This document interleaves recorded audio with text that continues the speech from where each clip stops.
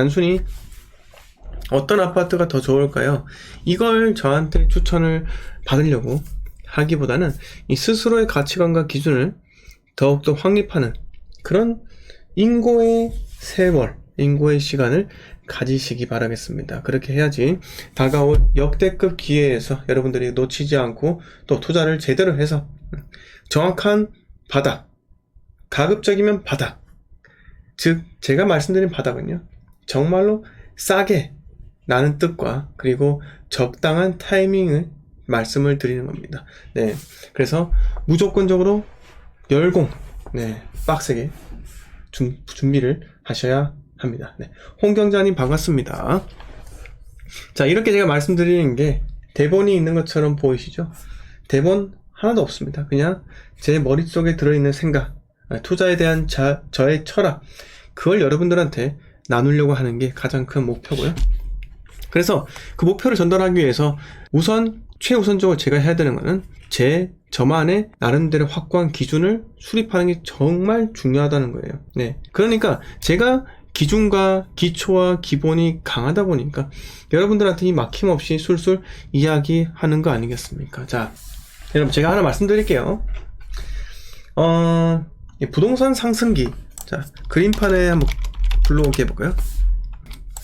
자, 우리가 부동산 상승기가 요렇게 일어납니다. 이렇게 일어나요. 네, 그리고 요렇게 꺾이죠? 네, 왔다 갔다 꺾이고 뭐 이렇게 돼요. 대표적인 이런 차트지 않겠습니까? 그런데 제가 말씀드렸던 부분이 사람들은요, 이 시기에, 즉 요 시기 때 이 바닥이라는 시기에 매수를 하지 않아요. 맞습니까? 왜 매수하지 않느냐? 이때는 뭔가 움직임을 관망하고 그리고 부정하는 단계예요. 왜? 지금까지 쭉 빠져왔으니까요. 이렇게, 네, 이렇게 쭉 빠져왔으니까 부정을 하는 단계입니다. 올라가지 않을 거야. 계속 그랬던 것처럼 잔잔바리로, 네, 들었다 놨다 들었다 놨다 들었다 놨다 요렇게, 네, 등락이 있을 거다. 이거는 이번에도 마찬가지로 이 등락은 또 하락으로 가는 초석이 될 것이다. 초석이 아니라 또 그런 방향이 될 것이다. 이렇게 생각을 한다는 거죠. 하지만 부동산은요, 여기서 전세가가 따라 붙잖아요. 네, 전세가 붙습니다. 붙기 때문에 보통 전세가 이렇게 돼요. 네, 전세가가 붙기 때문에 요럴 때 투자하는 사람들이 들어갑니다. 그러면서 거래량이 증가하게 되는 거죠. 거래량이 요렇게 터져요. 거래량이. 왜? 매매가, 전세가가 붙으니까 이 투자자가 진입하기 최적의 환경이 되었다는 겁니다. 네. 그런데 이제 점점 상승을 하게 되는 거예요. 등락이 있지만 점점 상승을 하게 되는 겁니다. 자, 그렇다면 또 한 번의 거래량이 터집니다. 언제 터질까요? 언제 터져요? 이때 또 터지는 거예요. 네. 왜? 올라가고 있으니까요. 올라가고 있으니까 터지는 거예요. 거래량 터지고 나서 이제 본격적으로 가격이 상승이 하는 그 슬로프가 높아집니다. 높아져요. 그러면 어떻게 됐냐? 거래량이 점차 감소가 됩니다. 네. 왜? 여러분, 여기서 거래량이 이 가격대, 예를 들어서 여기가 바닥이 2억이라면, 네, 여기가 예를 들어서 뭐 8억이다. 네, 치면은 여기가 한 4억 정도 될 거 아닙니까? 네. 근데 5억대, 6억대부터 8억까지 거래량이 떨어진다고요. 왜 떨어지겠습니까? 거래량이 왜 떨어질까요? 떨어지는 이유는 당연합니다. 가격이 비싸기 때문에 떨어지는 거예요. 네. 그리고 나서 계속적으로 고민하고 선택을 뒤로 미루던 사람들, 뒤로 계속 미루던 사람들은 마지막이 팔자 때 매수를 하게 됩니다. 최고점 잡아요. 최고점을 잡고 나서 그들이 하는 행동은 뭘까요? 불안합니다. 내가 이걸 맞게 샀는지 안 샀는지. 이 8억에 샀는데 이때 이게 12억으로 간다고 중개사든 아니면은 주변에 상승만을 외치는 폭등 유튜버들 12억 간다고 이야기하는 거예요. 그러니까 혹하는 거죠. 네. 왜 그럴까요? 여기보다 더 상급지가 15억을 가까웠거든요. 그리고 이 지역하고 그 상급지와 그 중간 사이에 12억짜리는요 15억 간다고 외치고 있으니까요. 분위기 계속 좋다고 하고 신고가 랠리 한다고 그렇게 합니다. 하지만 여러분, 시장은요 급지가 달라요. 급지 한자 아세요? 한자? 네, 급지 한자는 이거예요. 네, 이게 급이에요. 급. 자, 승급할 때 급, 직급할 때 급자가 이거예요. 네. 자, 급지는요 수요가 완전히 다릅니다. A급지, B급지, C급지, D급지가 수요층이 다 다르다는 거예요. 그러면 그 수요에서 그 가격을 받아줄 수 있는 사람들의 숫자가 어디가 더 많겠습니까? 당연히 상급지가 훨씬 많겠죠. 상급지가 소득이 더 높으니까요. 네. 그래서 하락이 오잖아요. 외곽부터 더 빨리 빠집니다. 외곽부터요. 자, 바깥 외자를 쓰는 거죠. 이 외곽부터, 네, 외곽부터 먼저 빠지기 시작합니다. 그러니까 여러분, 노도강 보세요. 노도강 지금 폭락하잖아요. 노도강 거래 안 돼요. 누가 삽니까? 노도강을. 네. 예전부터 노도강은요 그냥 저가 아파트 단지였습니다. 그 3억, 2억 하던 아파트를 8억, 9억을 땡겨 놓으니까 네. 그 지역에서 그 아파트를 살 사람들은요 적다라는 거죠. 노도강에서 9억짜리 아파트 누가 삽니까? 투자로요? 9억을 산다고요? 그건 잘못된 생각이죠. 자, 제가 이렇게 말씀을 드리는데 네. 실제로 노도강에서 평범하게 그냥 월소득 7천, 8천 네. 40대 중반 이후에 7, 8천 되는 대기업 직장인들 어떻게 할 것 같아요? 9억이 잡을 수 있을 것 같으세요? 못 잡습니다. 네, 못 잡아요.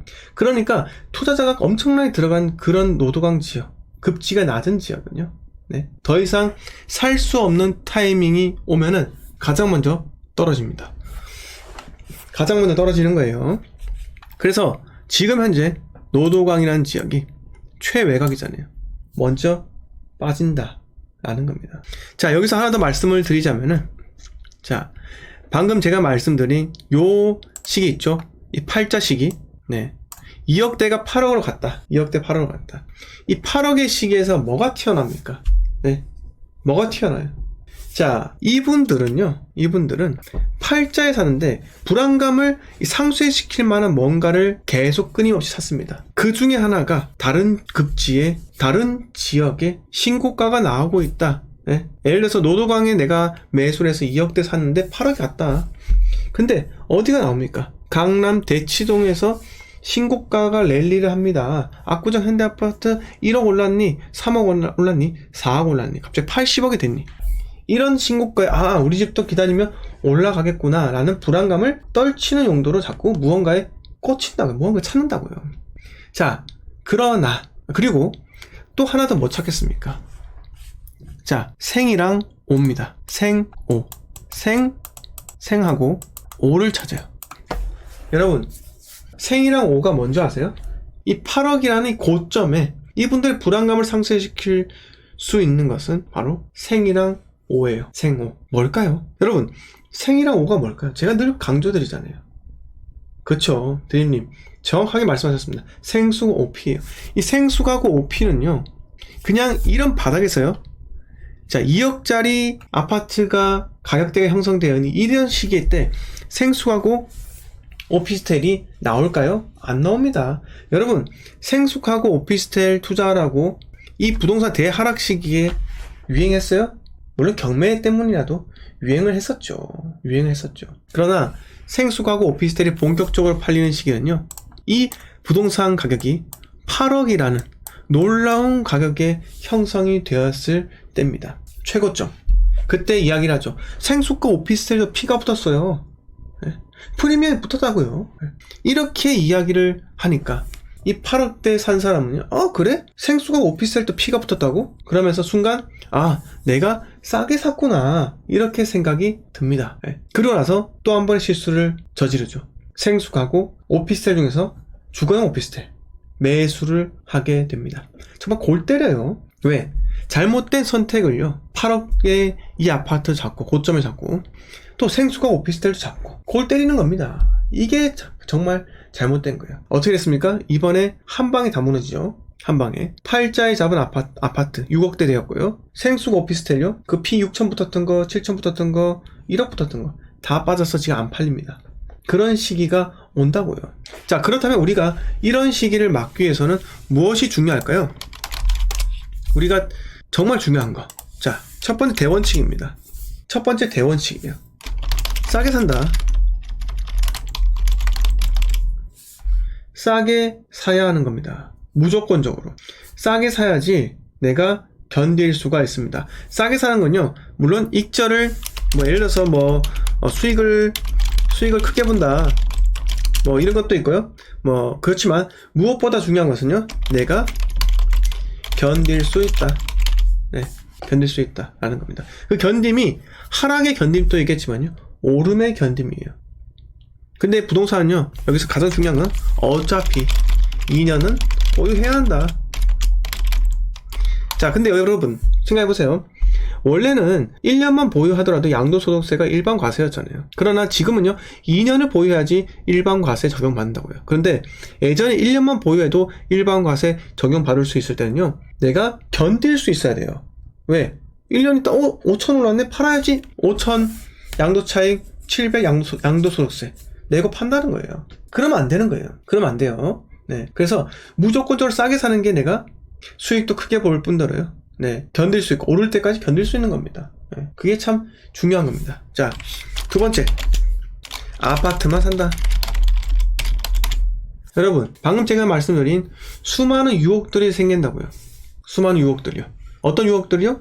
여러분, 이 부동산이 오르면서 자, 제가 다 지우고 한 번 더 말씀드릴게요. 부동산이 이렇게 오르잖아요. 그러면 보통의 사람들이 공부를 언제부터 시작합니까? 자, 내가 이때 2억의 집을 샀어요. 이게 4억이 됐습니다. 이때 4억이라 쳐요. 4억. 사람들은요, 이때부터 공부한다고요. 이때부터. 내가 갖고 있던 오래된 아파트가 2배가 되었네? 근데 갑자기 집값이 오르네? 내가 갑자기 부자가 된 것 같아요. 내가 갑자기 천재인 것 같아요. 미래를 읽은 것 같아요. 다. 그러더만 이때부터 공부를 하게 됩니다. 공부요.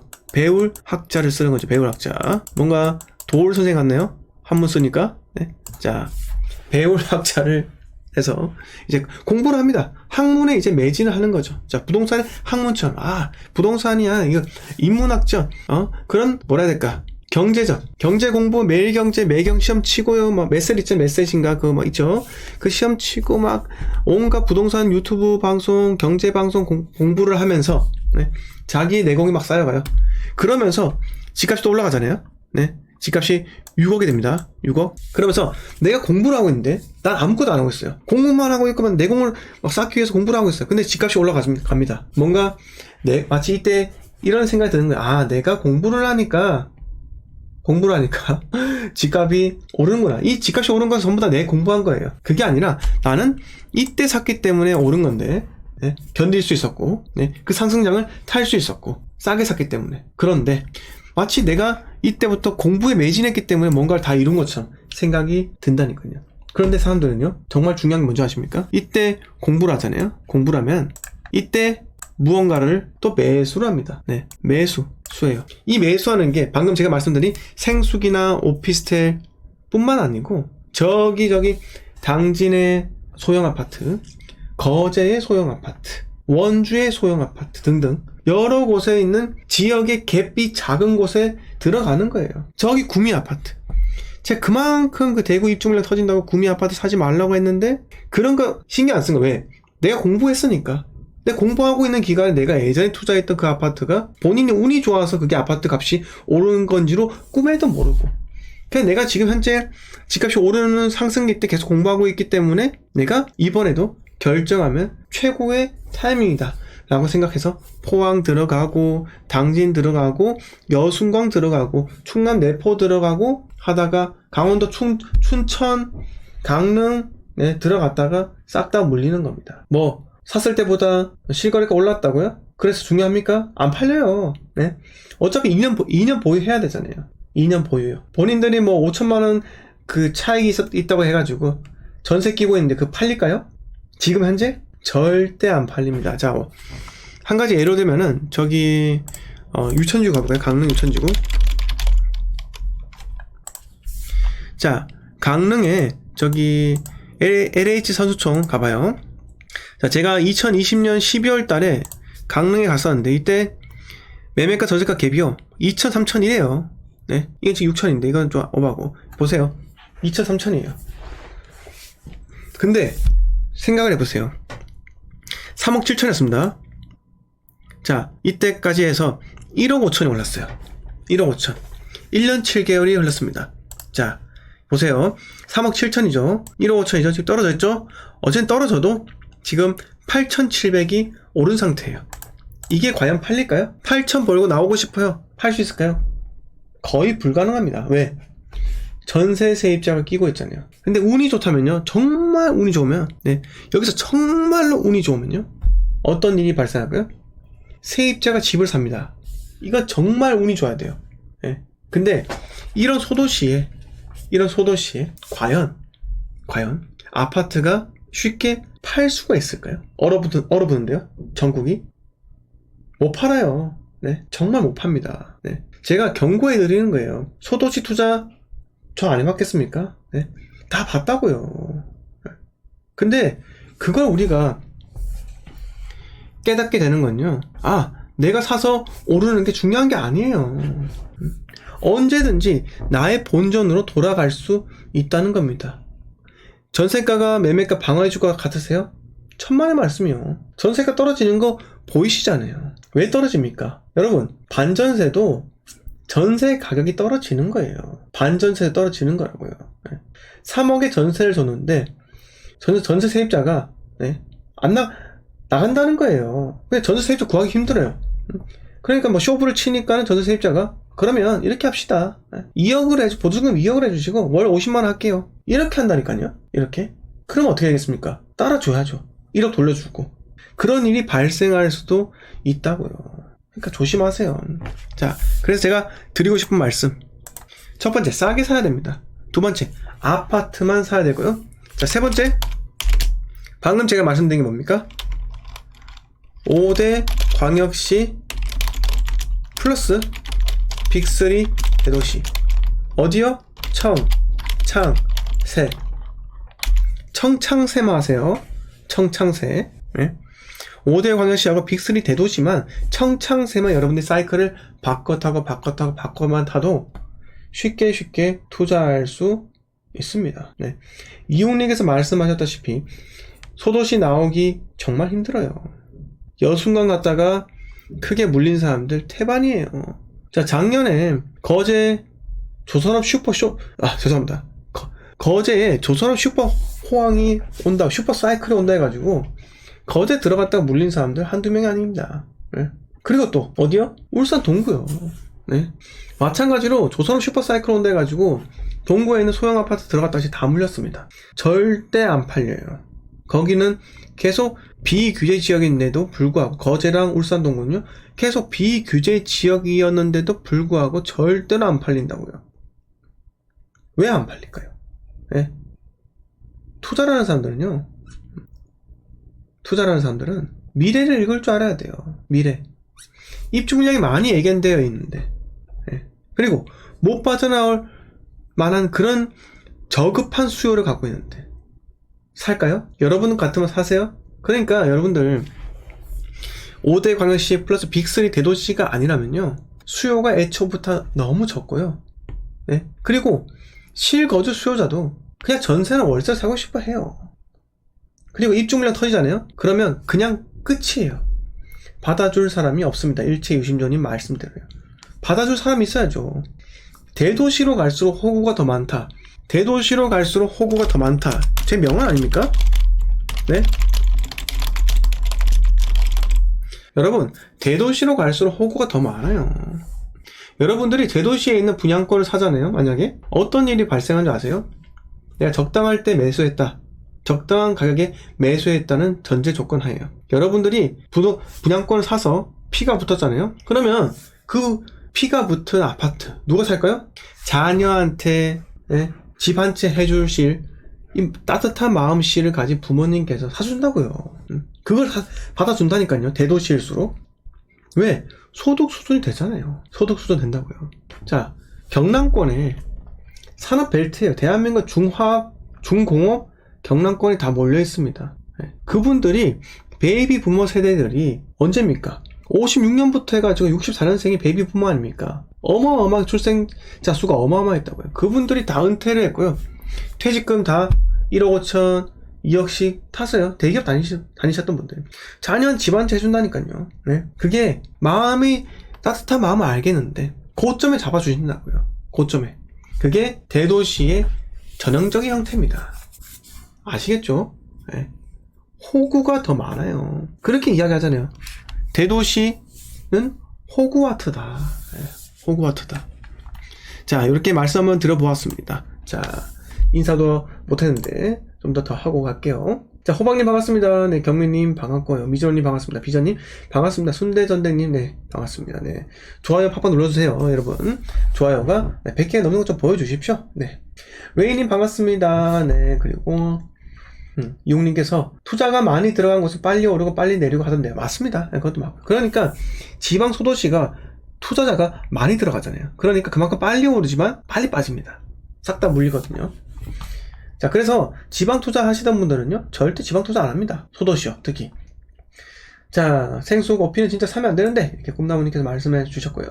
일체 60년이 아파트 대체제는 하락기 때 물리면 탈출 불가. 당연하죠. 네. 자, 그리고, 네이시님께서 재개발 빌라는 어때요? 이것도 타이밍이 있는 겁니다.